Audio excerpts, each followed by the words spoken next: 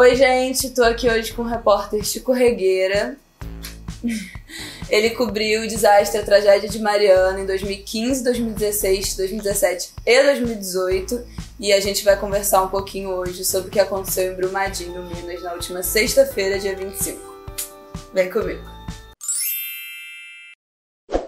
O dia 25 de janeiro de 2019 foi o primeiro dia de uma tragédia que certamente vai mudar a vida de centenas, se não milhares de famílias de Brumadinho e por toda a região, levando em conta os atingidos de Mariana, a população de Bento, Bragado de Baixo, de Gesteira. Hoje, 3 anos e meio depois, há quem sequer foi reconhecido pelas mineradoras Vale, BHP e Samar como atingido. Minas Gerais é um estado que tem mineração em sua razão social. Minas Gerais vive pela mineração, sempre viveu. Desde o ciclo do ouro, o estado não soube se reinventar de uma outra maneira, com uma outra lógica econômica e social. Eu sobrevoo Minas Gerais é um queijo suíço. Eu sou de Belo Horizonte, eu caminhava na Serra do Curral. Belo Horizonte é uma cidade cercada por uma serra. É muito assustador ver que a serra por onde eu andava, que era uma montanha que tinha 2 lados, hoje já não tem mais, hoje só tem um lado que dá para a cidade, porque atrás foi completamente destruído, virou mineração. As mineradoras, sim, dão as cartas em Minas Gerais, elas controlam câmaras, elas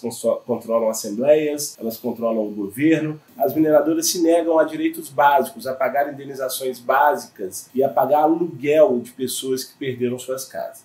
Há mais de 300 famílias que estão completamente desamparadas. Um agricultor teve a fazenda destruída. A lama passou na fazenda, matou o gado, matou as plantações. O que as mineradoras fizeram? Pagaram o aluguel de uma casa que ficava num sítio para ele. Deram a casa, mas não deram terreno. Então ele teve que pagar pelo terreno, pagava aluguel. E o gado, de qualquer jeito, ele também teria que arrumar de alguma forma. E você imagina que coisa grave. Aí depois que essa situação foi exposta, olha, mas isso foi um erro aqui na hora de conceder o benefício. São vidas prejudicadas, mas as mineradoras enxergam essas pessoas como protocolos. A gente ouve falar muito na televisão sobre as indenizações e como as pessoas não foram pagas até hoje pelos danos patrimoniais, né, de casa, carro, que elas perderam. Mas tem uma coisa que pouco se fala, que é como elas perderam completamente a cultura e o modo de vida que elas foram acostumadas há gerações. Você esteve numa aldeia e eu queria que você me contasse o que você viu em relação àquelas pessoas. Os índios Krenak, eles vivem à beira do Rio Doce, e o Rio Doce para esses índios é um rio sagrado. Com o rio inviabilizado, eles não podem mais pescar. Não pescando, eles têm que se alimentar de alimentos da cidade, urbanos. Carne vermelha, que eles não comiam, por exemplo. Carne de porco, produtos industrializados. Resultado, há uma explosão de pressão alta, colesterol alto, problemas do coração, por conta da alimentação que eles não eram acostumados. Os rituais que eram feitos à beira do rio foram também interrompidos. As cidades destruídas, Bento, Paracatu e Gesteira. Vamos pegar Bento Rodrigues, por exemplo. A cidade é um cemitério de lama. As casas foram todas destruídas. Porém, a população volta recorrentemente àquela cidade fantasma para fazer seus rituais. Por exemplo, isso aqui eu ganhei na festa do Divino. Eles voltam para a terra para comemorar a festa junina. Mesmo com a cidade debaixo de lama. Para você ver a importância do território para essas pessoas. Não é só a vida que é destruída, a casa que é destruída materialmente, não é só isso. Destrói-se a memória, destrói-se o passado, destrói-se os costumes. Aos domingos você vai nessas cidades, as cidades estão cheias, porque a população volta para fazer churrasco. No meio da rua, no meio da lama seca. Você tinha ali, por exemplo, igrejas do século XVIII, XVII, sabe, que foram destruídas.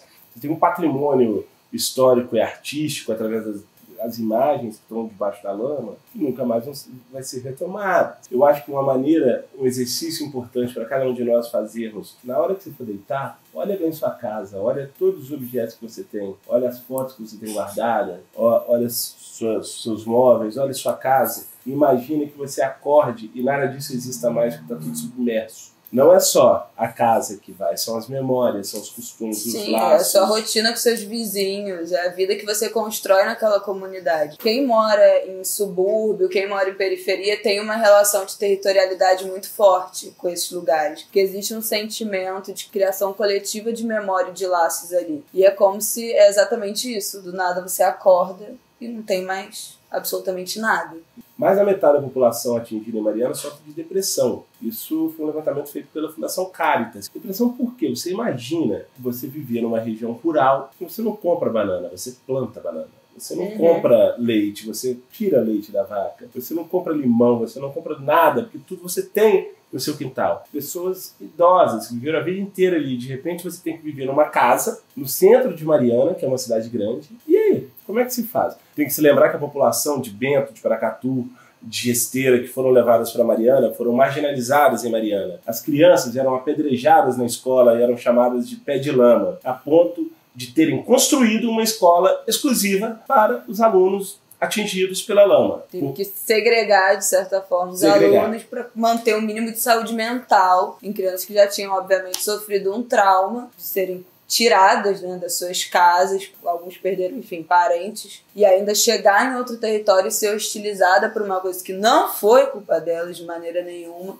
A população adulta também era marginalizada, chamada pela população de Mariana de vagabundos, de aproveitadores. E essa população recebe um cartão tipo um cartão refeição, desses que a empresa dá, para comprar, fazer compra no supermercado. Cartão de R$ 1.200 para se comprar no mercado e um salário mínimo. Que é o mínimo. Isso é o mínimo.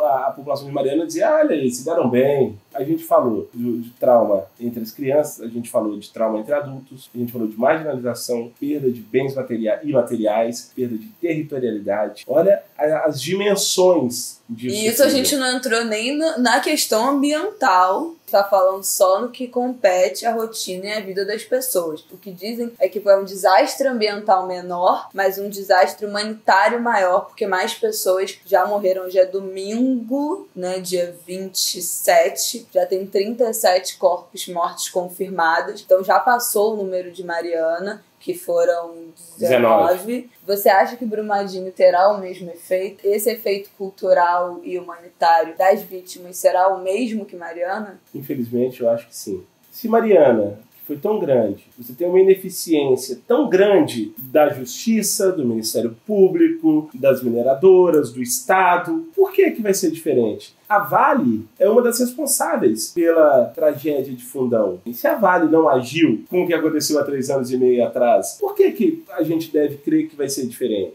A gente só vai ter uma noção exata daqui a um tempo, porque a lama está descendo. Onde ela vai chegar? E os atingidos de Fundão foram todos os moradores ao longo dos mais de 860 quilômetros do Rio Doce. Gente, 860 quilômetros. Isso é Rio-São Paulo 2 vezes. A lama de Fundão desceu o Rio Doce abaixo. Ao longo do rio, há milhares de pessoas atingidas. Por exemplo, a cidade de Governador Valadares inteira, que ficaram sem água. Lá na ponta, já no Espírito Santo, pescadores que ganhavam 10, 15 mil reais com a venda do peixe, hoje vivem com um salário mínimo. Essas cidades, por exemplo, são cidades fantasmas. Tinham turistas, hoje não tem. E Brumadinho é uma cidade que tem muito turista, né? Que atrai muito turista por causa de Inhotim. Então também não se sabe há quanto tempo que a cidade vai ficar fechada. Infelizmente, tudo pode acontecer e a gente só vai saber o que vai acontecer daqui a um tempo.